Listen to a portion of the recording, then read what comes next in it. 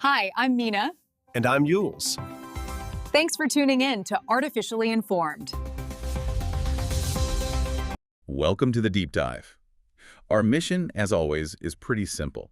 We take this massive, sometimes completely chaotic stack of global news, all the articles, the new research, the geopolitics, and we try to synthesize it. We boil it down. Yeah, we find the most critical nuggets of knowledge so that you can walk away feeling like you're truly informed, not just, overloaded. And today's stack it's one of the most intellectually dizzying I think we've ever had. We're going to be jumping from, a microscopic new species found in the most extreme conditions, Right. straight into how artificial intelligence is basically rewriting the rules of modern medicine. And then we take this huge leap onto the global chessboard where, and this is not an exaggeration, genuine Cold War level tensions are threatening to fracture alliances. That's right. That's- It's a huge agenda. Hmm. We're navigating some of the highest stakes global conflicts, dissecting the fallout from these just unprecedented unilateral U.S. military actions in Latin America. We're talking about the reported kidnapping of Venezuelan President Nicolas Maduro and the explosive international response to that. And then we're going to juxtapose that with a stunning technological breakthrough. An AI model that can, in theory, predict your risk for diseases like dementia years, even decades in advance, just by listening to how you sleep. It's incredible. And we absolutely cannot ignore the escalation in the Arctic. It's chilling, both literally and figuratively. The geopolitical maneuvering and the military mobilization around Greenland is threatening the stability of NATO itself. So it's a classic deep dive agenda. Everything is connected. The resilience of life, the predictive power of our newest tech, and just the sheer audacity of modern geopolitics. It's all weaving together. So, okay, let's unpack this. Yeah. We're going to start small, deep, and surprisingly salty in Section 1, the frontier of knowledge. All right, so to begin, we're going to go far from the centers of global power to the hypersaline waters of Utah's Great Salt Lake. Okay. For a decade, right, for as long as anyone's been looking, the biological census of the lake was pretty straightforward. You had a lot of brine shrimp and a lot of brine flies. And that was it. That was basically it. It was considered, for all intents and purposes, an ecologically dead zone because the salinity is just off the charts. That assumption, which was based on decades of real observation, has just been completely overturned by a new team of researchers. They've discovered a new species of nematode. It's a tiny little roundworm. A worm? A worm, yeah. And they've named it Diplolamelloides warabi. But this is so much more than just, adding a new name to a scientific ledger. So why is finding a worm in a salty lake such a big deal? Beyond just the novelty for scientists, what does it really tell us? Well, it tells us that life is just far more resilient and way more adaptive than we previously understood. These nematodes, they're not just, barely surviving, they are actively thriving in these complex, salty microbial mats that form near the lake's edges. So they found a niche. A perfect niche. The lake was thought to be inaccessible to diverse, complex, multicellular life forms. The osmotic pressure, the mineral content, it should be impossible. And this discovery, it challenges the fundamental limits we place on where life can exist. It's a really significant biological finding, then. It suggests a richer, more complex food web and ecological history than we had ever mapped out for the lake. And I found the context around how they found it was really important, too. Oh, absolutely. This wasn't just a team in lab coats. They worked very closely with indigenous elders from the northwestern band of the Shoshone Nation. Right. And these elders contributed their deep, traditional, localized knowledge to the whole identification process. So this integration of ancient wisdom with modern research, it validates both approaches and it gives the finding a much richer cultural context. It's not just a discovery, it's a collaboration. And on a practical level, it also gives us a totally new way to monitor the lake's health, which is critical right now, isn't it? Absolutely critical. The health of the Great Salt Lake is a major public concern. It's all tied up in climate change, which has caused its water levels to fluctuate wildly, not to mention human resource diversion. So discovering a new organism that's integrated into that microbial ecosystem, it gives us a new baseline. Like a canary in a coal mine. Exactly. If this resilient little worm starts to struggle, Right. we know the entire ecosystem is under acute distress in ways we just couldn't measure before. Okay, so moving from the resilience of, relatively simple life to the complexity of our own brains. Yeah. Let's talk about a major finding regarding how we treat attention deficit hyperactivity disorder, or ADHD. This research seems to fundamentally change how we should be thinking about medications like Ritalin and Adderall. This is critical work, and it's coming out of the Washington University School of Medicine. For decades, the general assumption, and frankly, even the clinical shorthand, was that these drugs they turn up the volume on the brain's attention center, right? They just make it easier to focus. But the reality is much more subtle, and honestly, it's more fascinating. What did the researchers actually find about how these drugs work? They found that these stimulants, they don't really target the attention centers directly. They primarily go after brain regions associated with reward and wakefulness. Reward and wakefulness. Right. So they don't so much enhance your attention as they change the cost of paying attention. They make tasks that are inherently boring or effortful or tedious. They make them feel less laborious. They make them feel slightly more rewarding. Okay, so the drugs aren't some kind of cognitive cheat code for focus. They're more of a motivational boost. It's like it removes that mental wall that prevents someone with ADHD from just starting or sustaining a task that they find uninteresting. That is a perfect way to put it. It shifts the internal calculus of effort versus reward.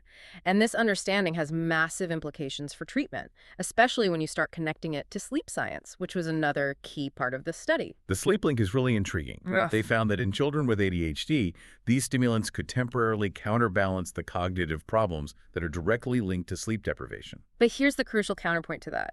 That same effect, the ability to offset the cognitive drag from poor sleep, was not observed in children without ADHD, which suggests a really unique interaction between the medication, the underlying neurology of ADHD, and the effects of not getting enough rest. It really highlights that the ADHD brain processes information, motivation, and fatigue in a fundamentally different way. So if you're a parent or a patient, this means managing sleep isn't just, a healthy add-on. It's a co-equal essential part of managing the disorder. The medication works best when that underlying physiological foundation sleep is stable. Precisely. It really underscores that medication should never be seen as some standalone cure. It's a tool that has to be integrated with behavioral therapies, with structured environmental support, and a really rigorous focus on things like sleep hygiene and consistent routines. The source material confirms it. A multidisciplinary approach is still the gold standard. And speaking of sleep, let's pivot to a technology that is, poised to turn sleep into the ultimate diagnostic tool. This is really the sci-fi element of this section. Stanford University has developed an AI model they're calling SleepFM. This is a massive leap forward in predictive medicine. SleepFM was trained on just an unprecedented scale. They used polysomnography data, which is the detailed recording of all these physiological signals during sleep, from 65,000 individuals. 65,000 people. And it covered nearly 600,000 hours of rest. 600,000 hours. I mean, that is an incredible data set. So what is this AI model capable of doing with all that information? Its capability is stunning. It can predict an individual's risk for about 130 different diseases, and that includes some of the most challenging ones we face, like various cancers and neurodegenerative diseases like dementia. And here's the kicker. It can do this years before any physical symptoms would typically appear. It's predicting the future of your health by analyzing how you sleep. How exactly does it pull off that magic trick? It's looking for subtle but persistent discrepancies, specifically between the brain signals, which are measured by an EEG, an electroencephalogram, and the heart signals from an ECG, an electrocardiogram, during the various stages of sleep. The thinking is that these persistent, almost invisible inconsistencies in that brain-heart axis act as long-term biomarkers. They're silently signaling the deterioration of critical body systems. So sleep moves from being just a restorative process to being a powerful predictive diagnostic window. All right, but here's where the conversation has to get serious. Because with great predictive power comes great potential for, bias and other problems. What are the key caveats we need to highlight here, especially about the data that was used to train SleepFM? The primary caveat is data bias, and that's really common in these large AI models. The study heavily, and I mean heavily, relied on data gathered from very specific demographics. We're talking about affluent regions, primarily individuals who could afford to go to complex sleep clinics, and people who were, for the most part, already diagnosed with a sleep disorder. Right. So if the model is only trained on a narrow subset of the global population, its predictions might not translate accurately or ethically to broader, less affluent, or even just healthier populations. So we run the risk of creating this powerful diagnostic tool that primarily serves the people who are already privileged, while potentially misdiagnosing or entirely missing the risks for everyone else. Exactly. And it's so crucial to hammer this home. SleepFM offers a risk assessment. It identifies a correlation between these subtle sleep signals and a later diagnosis. It does not establish causation. That's a huge distinction. It is. A high-risk score doesn't mean you're getting cancer next year. It means further, traditional medical investigation is required.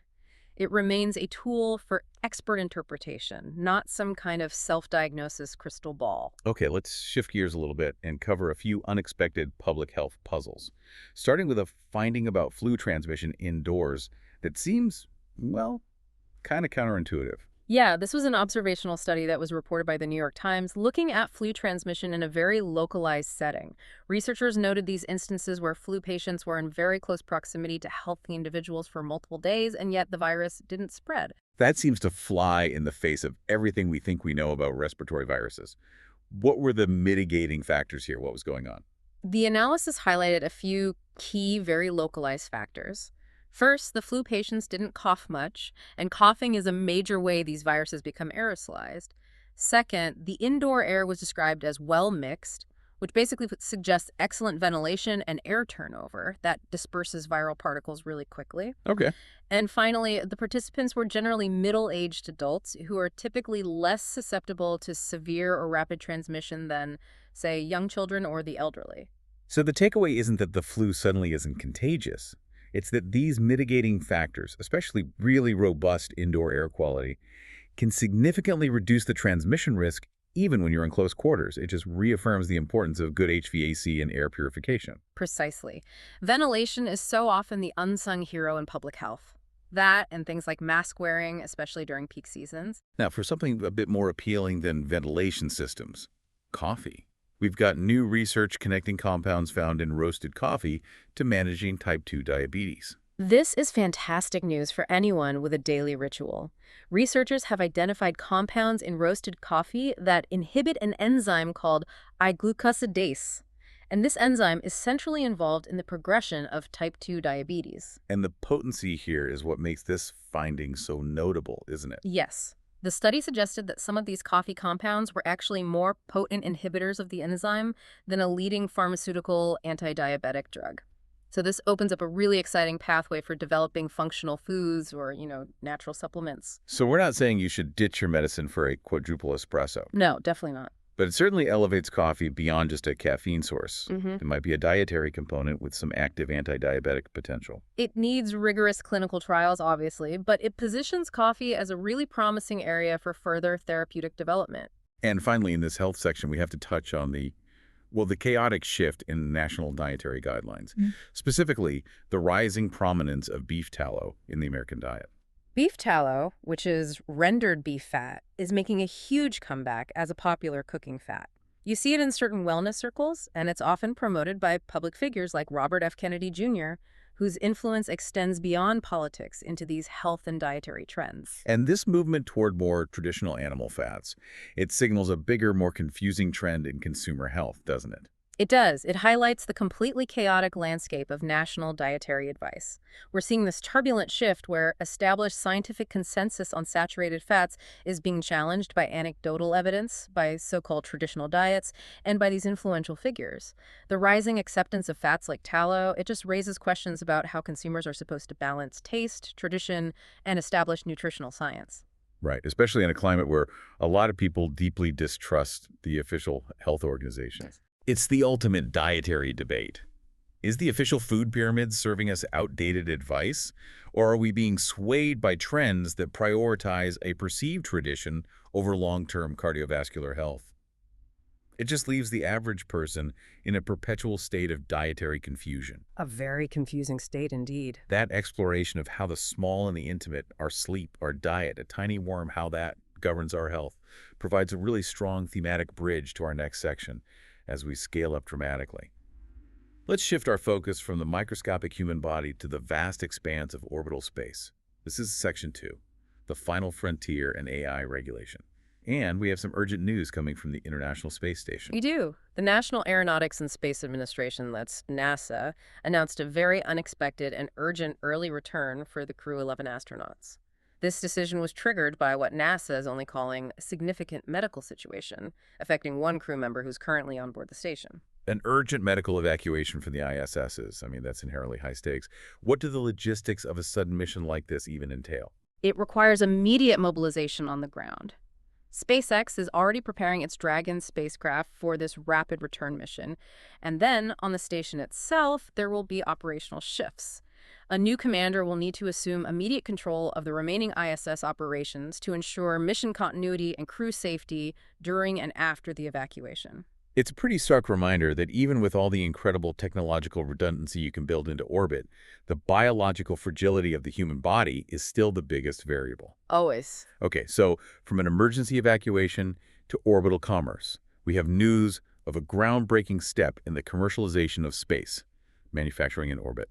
This is perhaps one of the most exciting developments in the space economy this year. A startup called Space Forge has successfully launched and started operations at what they are proudly calling the first commercial semiconductor factory in space. This factory is housed aboard their Forgestar 1 satellite. Okay, so the immediate question is why? Why go through the incredible expense and the complexity of manufacturing semiconductors hundreds of miles above the Earth? It all comes down to exploiting the unique physics of the space environment. Semiconductors, they're the brains of nearly all of our modern technology, and they're incredibly sensitive to impurities and imperfections. By leveraging the near-perfect vacuum and the microgravity environment of space, manufacturers can achieve levels of purity and specific material structures that are just impossible to replicate efficiently down here on Earth. So the idea is that these are components that will be faster, more efficient, and potentially more durable than anything we can manufacture planet-side. That's the hope, and it's the early finding. This isn't just a minor improvement. This is a potential game changer for high-value applications. Things like quantum computing, advanced telecommunications, and high-speed military technology. It marks a huge milestone. Space is moving beyond just research and exploration to become a viable platform for commercial, high-tech industrial production. That really is a new frontier for the space economy. But let's crash back down to Earth and look at a technology that is causing some profound ethical fallout, namely Elon Musk's AI chatbot, Grok. The Grok controversy is significant because it touches on the absolute worst-case scenario for generative AI misuse. It was found to be generating non-consensual erotic deepfake images. And this, as you'd expect, immediately led to a massive global backlash and regulatory intervention. And we've seen some very swift, very decisive actions from regulators, particularly in Asia. Yes. Malaysia suspended access to Grok, recognizing the immediate potential for harm. Indonesia went even further and blocked the platform entirely, and regulators across the world are criticizing Grok's reliance on just passive user reporting to flag illegal content. They're arguing that the system just lacks adequate proactive safeguards against generating harmful or illegal material in the first place. Musk, however, has framed this scrutiny as an attack on free speech. What's his central argument there? He's been aggressively pushing the line that his platform is being unfairly targeted. He specifically accused the UK government and its communications regulator, Ofcom, along with the Technology Secretary, Liz Kendall, of trying to suppress free speech by launching an investigation and threatening a nationwide block. His argument is that his competitors, like Google's Gemini and OpenAI's ChatGPT, are also capable of producing similar problematic content. So he's framing the regulatory focus on Grok as a form of political persecution, maybe tied to his other ongoing public political disputes. This whole debate, it just encapsulates the fundamental tension facing global governance today. How do you regulate content on these powerful generative AI platforms without infringing on legitimate expression? Especially when the platforms themselves are global and national laws vary so wildly. It's a near impossible balance. If you overregulate the output, you risk stifling innovation and legitimate content. If you underregulate, you allow for the widespread dissemination of deeply harmful and illegal material like these deepfakes. The Grok case is really the litmus test for how quickly governments can respond to these AI-driven ethical crises. And meanwhile, AI is integrating into commerce in a way that feels less ethically fraught, but maybe equally transformative. Yes, shifting over to retail, we're seeing Walmart forge a major partnership with Google's Gemini. Now, this isn't about deepfakes. This is all about consumer convenience. They're using a new commerce protocol that Google developed to enhance personalized shopping experiences. So instead of just typing a product name, you might be able to ask Gemini, hey, I'm planning a gluten-free birthday party for 6 people who love spicy food. And the AI just streamlines the entire shopping list, the recipes, the delivery logistics. Precisely. It learns your preferences, your history, your constraints, gluten-free, spicy, and it streamlines the entire user experience. It's moving AI from being a simple search tool to being a proactive, personalized service. This transition just demonstrates that AI is becoming the foundational layer across virtually all human activity, from predicting our health risks with Sleep FM to generating commercial convenience and, unfortunately, generating harm with Grok. The speed of this transition is staggering, and now we have to pivot to a crisis that puts all this advanced technology on hold. We're diving into Section 3, the Venezuela Vortex, a story of unprecedented geopolitical confrontation. The headline on this is one of the most shocking of the year. U.S. forces recently executed a military operation that resulted in the abduction of Venezuelan President Nicolás Maduro. This action immediately escalated regional tensions and sparked rapid international condemnation and confrontation. This action, which was reported by the Associated Press and confirmed through official statements, is a massive violation of international norms. The response from global players was immediate, and it was pointed, particularly from Russia, which reaffirmed its total commitment to backing the Maduro administration. Russia was quick to frame the abduction as a deliberate attempt to undermine Venezuela's sovereignty, calling it a clear act of imperialism. They're linking it to their ongoing geopolitical strategy of challenging U.S. dominance in the Western Hemisphere. To understand the U.S. justification for this, we have to look back at the narrative that was crafted by U.S. prosecutors. They had indicted Maduro on extremely serious charges, alleging that he ran a state-sponsored drug trafficking network. And this wasn't just, small-time corruption they were alleging. The indictment claimed Maduro's network was collaborating with powerful transnational criminal organizations.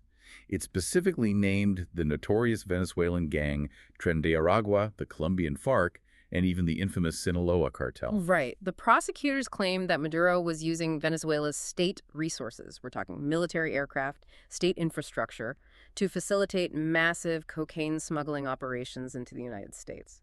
So this narrative attempts to paint Maduro, who is a former bus driver who succeeded Hugo Chavez, not just as a dictator who oversaw the collapse of an oil-rich nation, but as an active narco-trafficker. Which, in their view, justifies the extreme action taken against a sitting head of state. That's the justification. This action has been widely criticized by legal scholars and several foreign governments as the aggressive reassertion of the Monroe Doctrine, the historical U.S. policy of viewing Latin America as its exclusive sphere of influence. That is the core geopolitical critique here. The critics are arguing that this military intervention fundamentally violates international law and undermines the United Nations Charter's core principles of sovereign equality and non-interference in the internal affairs of another state. It signals a willingness by the U.S. to use overwhelming force to prevent its adversaries from establishing a foothold in the Western Hemisphere, regardless of the international consequences. And we can't ignore the very strong financial dimension to this conflict. The Trump administration made significant moves to secure control over an estimated $800 billion in Venezuelan oil assets. That financial maneuver is absolutely crucial. Controlling those assets serves multiple purposes. It aims to starve the Maduro political structure of its funding, it pressures the remaining loyal military and government elements, and, maybe most crucially, it's about gaining control over those vast Venezuelan oil reserves. It really underscores the resource-driven nature of this conflict. The control of oil assets is the long game here. But despite the aggressive military action, the political landscape seems, fluid, even after the abduction. It does. Post-abduction, President Trump has indicated a potential shift in focus. Sources reported he was canceling some planned military actions and signaling a move towards diplomatic resolution, including the release of political prisoners. Right. And then there was that unusual detail of his expressing support for Senator Marco Rubio as a potential candidate for Cuban president, which, while it's a bit tangential, it does suggest a broader reevaluation of the regional political strategy. Now let's discuss one of the most alarming claims to emerge from the capture operation itself: the alleged use of a highly advanced sonic weapon by U.S. forces. This detail, which was initially reported through intelligence leaks and later referenced in social media by some administration figures, is deeply concerning if it's true.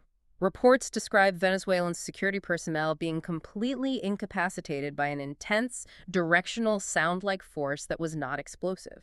The physiological effects reported are terrifying. We're talking eyewitness accounts describing Venezuelan security forces bleeding from the nose and vomiting blood. And beyond just the physical incapacitation, the weapon allegedly interfered with radar systems and deployed drones, which indicates it's a sophisticated, multifunctional system designed for total dominance in a limited, non-conventional theater of conflict. If the U.S. did use a sonic weapon like this, what kind of precedent does that set for modern warfare? It shatters conventional ethical guidelines. It means that major powers are developing and deploying weapons systems designed for precision capture that inflict temporary but overwhelming non-lethal or maybe semi-lethal force.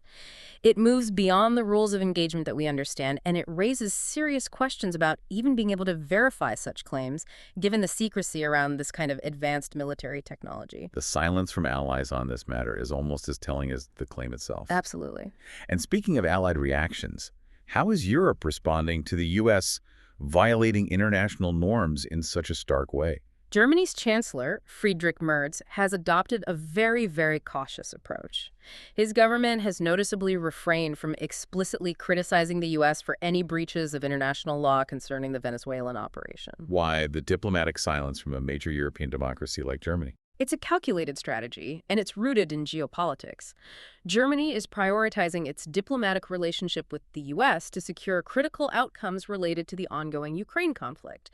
They need U.S. backing for reconstruction, for continued military aid, and potentially for support for NATO contingents in Ukraine after a ceasefire. So it's a diplomatic trade-off, silence on Venezuela in exchange for favorable action on Ukraine.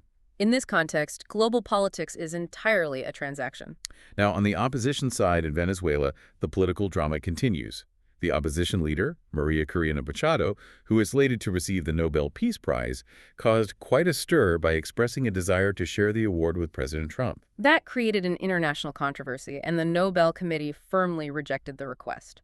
Machado's move, however, it does reflect the viewpoint among some opposition figures who see President Trump's aggressive, hardline actions against Maduro as a justified act of liberation, even if the methods violate established international legal frameworks. And meanwhile, Maduro loyalists are mobilizing, both at home and internationally. Venezuelan Vice President Delcy Rodriguez has been very public in asserting the loyalty of the remaining government structure.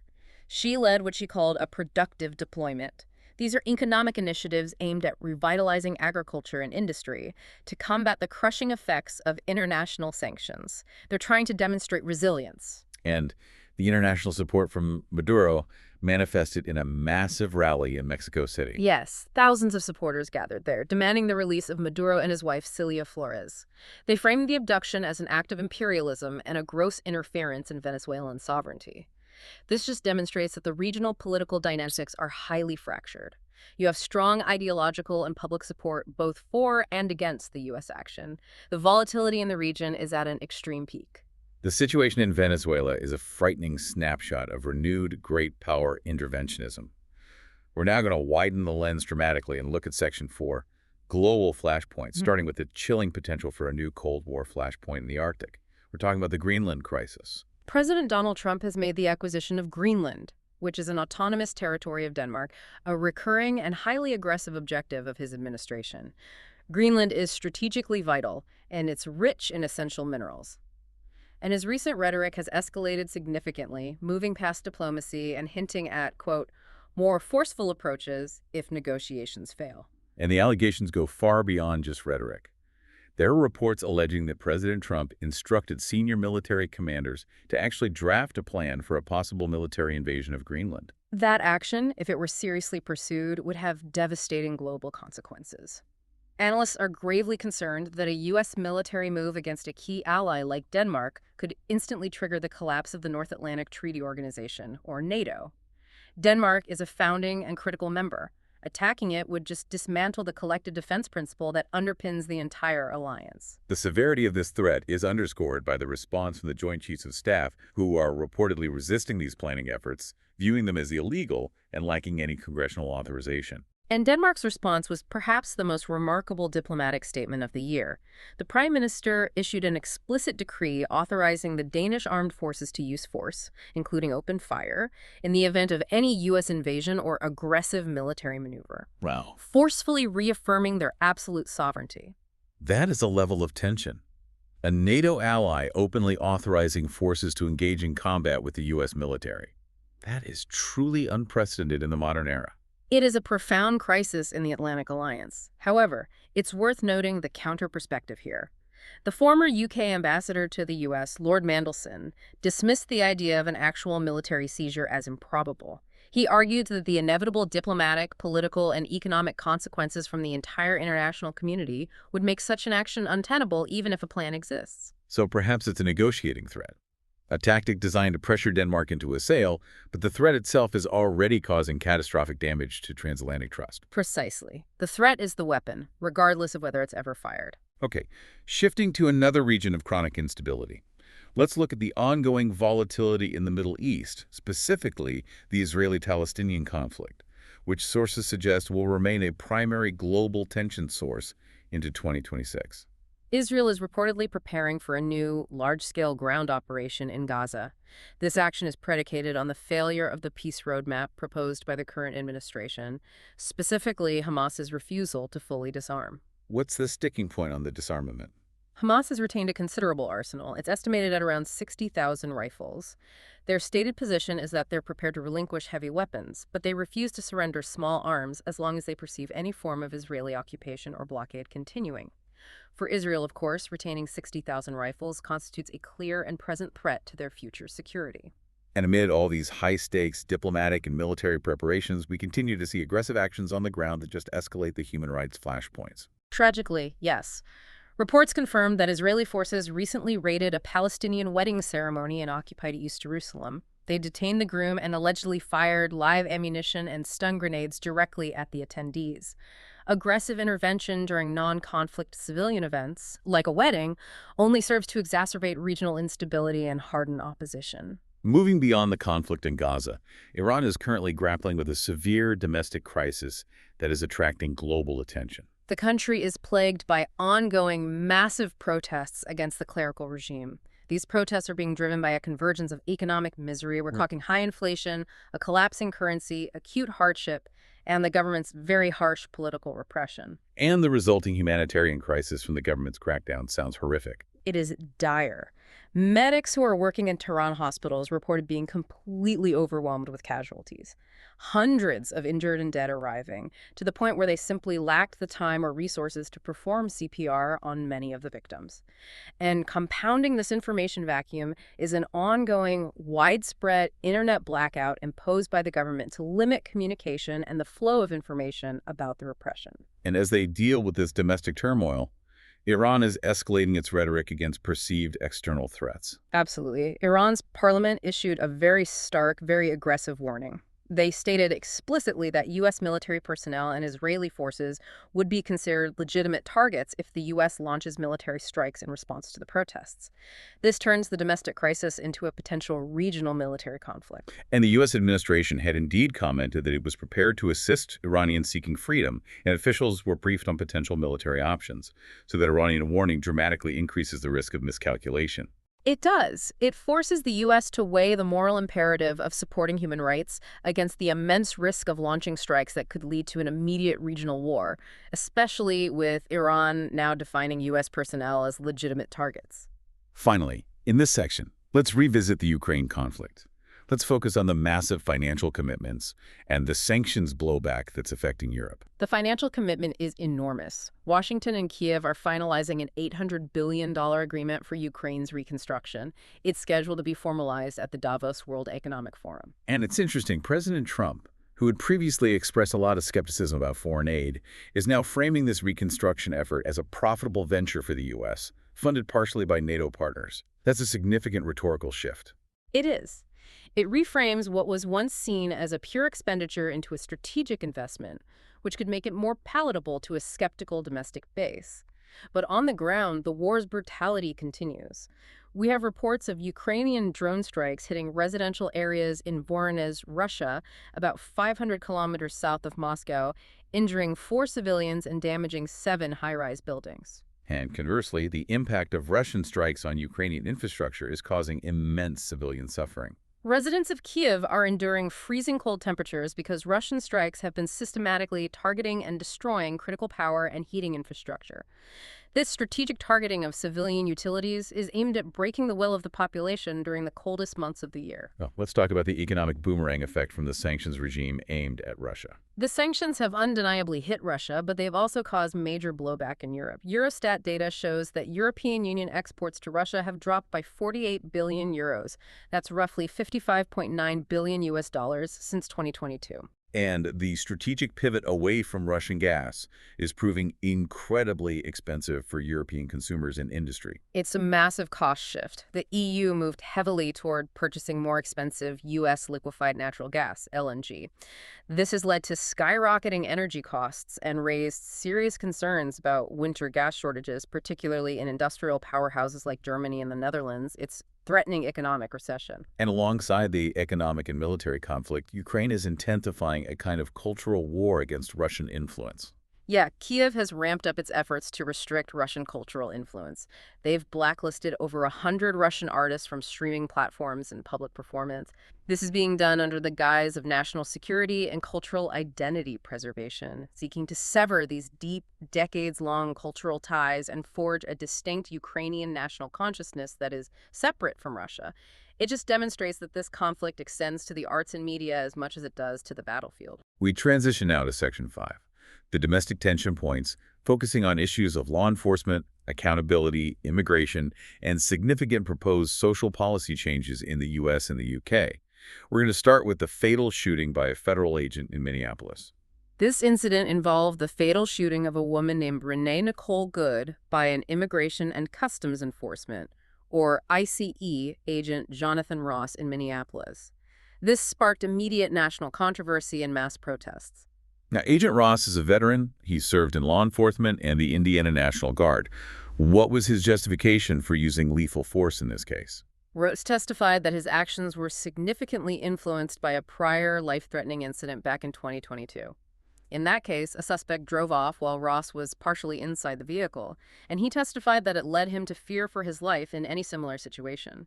The Department of Homeland Security has publicly supported Ross, stating that he acted within the bounds of his training and policy regarding immediate threat assessment. But regardless of the official ruling, the public reaction was explosive. It was immense. Thousands marched across major U.S. cities, Minneapolis, Los Angeles, New York City, Houston, under the banner El IC Mata, which means IC kills.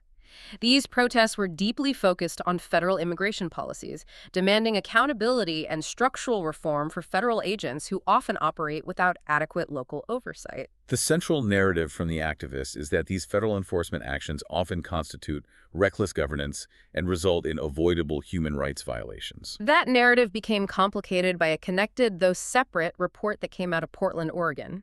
Officials there acknowledged that suspects who were recently shot by U.S. Border Patrol agents in that area were linked to the highly organized and dangerous Venezuelan transnational gang, Tren de Aragua. And that detail inevitably complicates the public safety debate surrounding border and immigration enforcement, as agencies argue they are facing increasingly violent and organized criminal elements. And the humanitarian concerns regarding ICE practices continue to mount. We saw a deeply troubling report. A family is desperately seeking answers after ICE deported a man who was in a vegetative state to Costa Rica. They effectively stripped him of the sustained, high-level medical care he had been receiving in the U.S. This highlights the severe ethical implications of these policies, particularly for vulnerable individuals who require continuous care that their home country may not be equipped to provide. It puts the entire concept of deportation into a brutal ethical spotlight when basic human welfare is denied like that. The debate over accountability and oversight for ICE is clearly intensifying. There are widespread calls from legislators and activists alike for measures that ensure greater transparency and fundamental policy reform regarding the use of force and deportation ethics. Okay, pivoting across the Atlantic now. The United Kingdom is weighing a major social media policy shift that could drastically change how young people interact with the digital world. Kemi Badenoch, who is the UK Minister for International Trade, has proposed a bold ban on social media access for any individual under the age of 16. This proposal is explicitly modeled on a similar measure that was recently enacted in Australia. And what's the driving rationale behind this kind of move? Protection. The core aim is to safeguard children from cyberbullying, from exposure to inappropriate or harmful content, and from the documented mental health risks, things like anxiety, depression, body image issues, that are associated with excessive, unsupervised social media use. Supporters just argue that the current digital landscape is intrinsically harmful to developing minds. So the debate now shifts from the intention to the implementation. How would a ban like this actually be enforced, and what are the implications for personal freedoms? Well, critics immediately question the feasibility of enforcement. How would these platforms reliably verify age? Will this require some form of mandatory digital ID, which would infringe on privacy? There are major concerns over the implications for parental rights. Should the state or the parent be the one to make this decision? And the personal freedoms of young people who use social media for legitimate educational or social purposes? It's a classic digital dilemma, protecting the vulnerable versus maintaining liberty and privacy. And we're going to end this domestic section with a brief but grim reminder of ongoing safety challenges in our communities. In Ohio, we saw a tragic local crime story. A man named Michael McKee, the ex-husband of Monique Tepe, was arrested and charged with the double murder of Monique and her new husband, Spencer Tepe. They were both respected dentists in their community. It sadly highlights the persistence and the deadly reach of domestic violence issues, which often escalate into these community-wide tragedies. And road safety remains a major concern, particularly in the UK. In Bolton, in Greater Manchester, 4 people, 3 of them teenagers and 1 a man in his 50s, were killed in a horrific head-on collision with 5 others injured. And separately, there was a shocking report of emergency workers who were attending one crash scene being struck by a subsequent vehicle. It just raises serious issues regarding road safety protocols, driver awareness, and the protection of first responders who are risking their lives to help others. From the immediacy of domestic policy and tragedy, let's widen our view to the global economy and the environment. This is Section 6. Markets, climate, and commerce. And we're going to start with a major domestic economic proposal involving consumer debt. President Trump is aggressively pushing for a 1-year 10% cap on credit card interest rates. This is a direct political move aimed at alleviating the pressure of crushing consumer debt in a high inflation environment.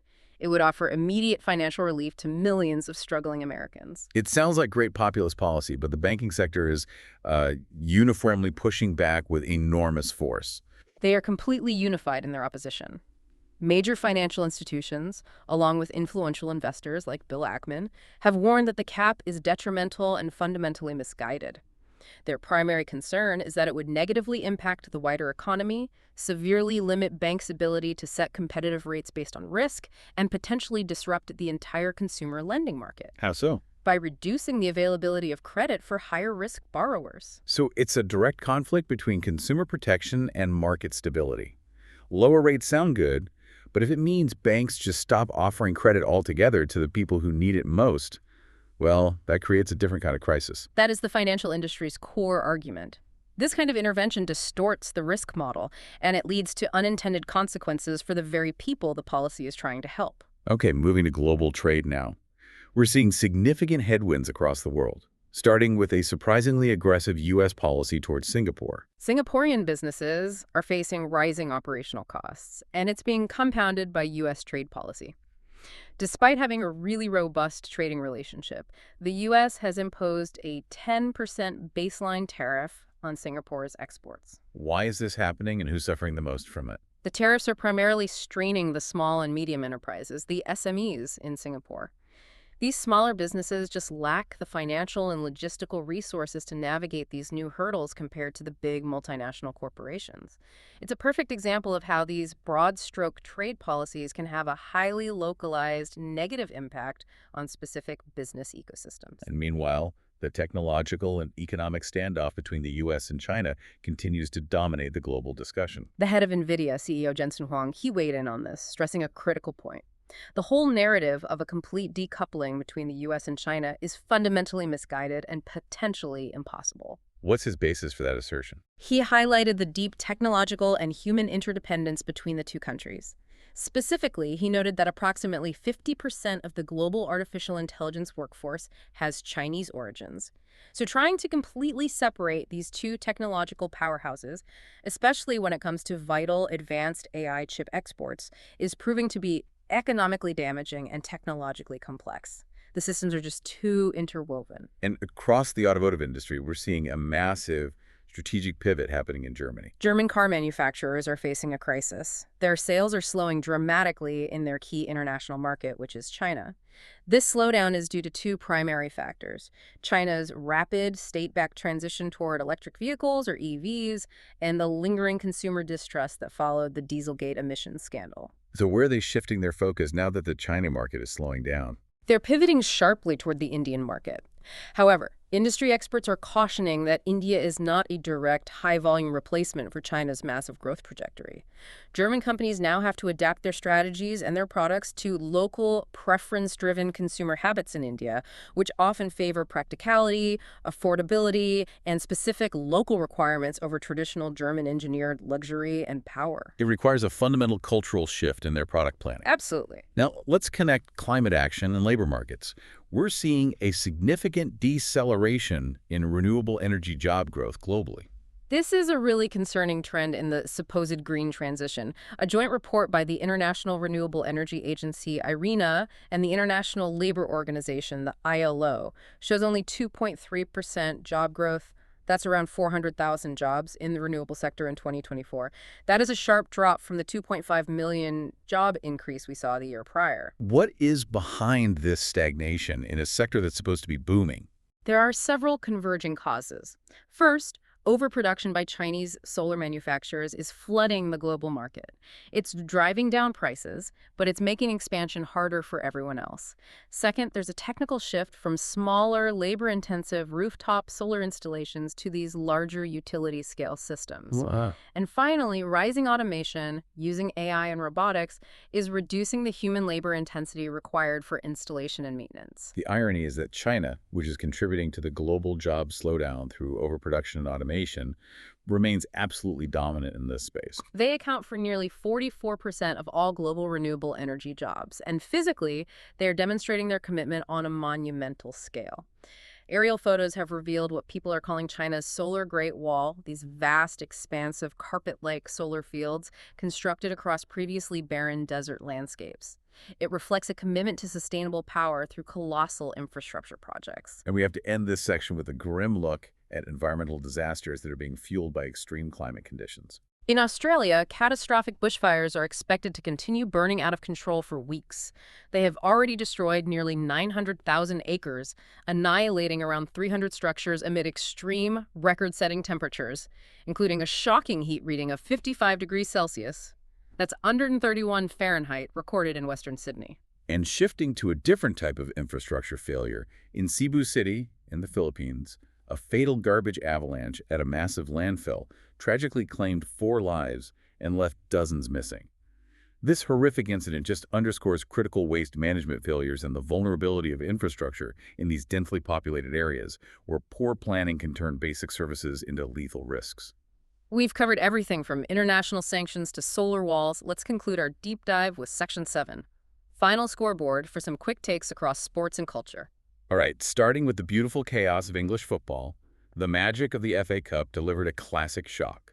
The non-league side Macclesfield Town pulled off one of the biggest upsets in the tournament's history, defeating the Premier League champions Crystal Palace 1-0. On the other side of that performance spectrum, Manchester City demonstrated their overwhelming dominance, thrashing the League One side Exeter City with a staggering 10-1 scoreline that was powered by a debut goal from their new signing, Antoine Semenyo. Meanwhile, the pressure is mounting significantly on the Tottenham Hotspur manager, Thomas Frank, after their early elimination from the Cup by Aston Villa, losing 2-0. This defeat just intensifies the scrutiny on Frank as the team struggles to find any consistent form. And moving to the high stakes of continental football, the Africa Cup of Nations, or AFCON semifinals, are now set. We saw an absolute thriller where Egypt, led by their superstar Mohamed Salah, managed to dethrone the defending champions Ivory Coast, securing their spot in the semifinals against a very strong Senegal side. Right. The other semifinal pits Nigeria, featuring the powerful striker Victor Osimhen, against the tournament favorites, Morocco.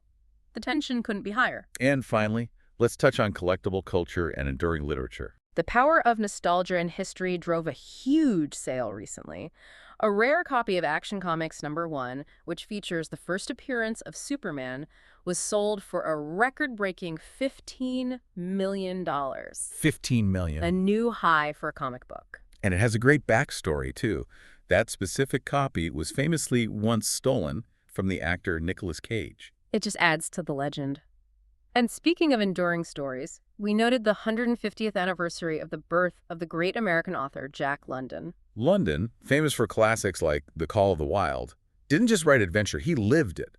I mean, from illegal oyster harvesting to participating in the Klondike Gold Rush, his life was as dramatic as his fiction. And his works are so much more than just adventure tales. They were sharp social criticisms. They often exposed the depths of poverty, exploitation, and the harsh realities of the working class at the turn of the 20th century.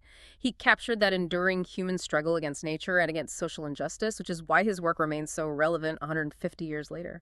What an incredible traversal of the global landscape.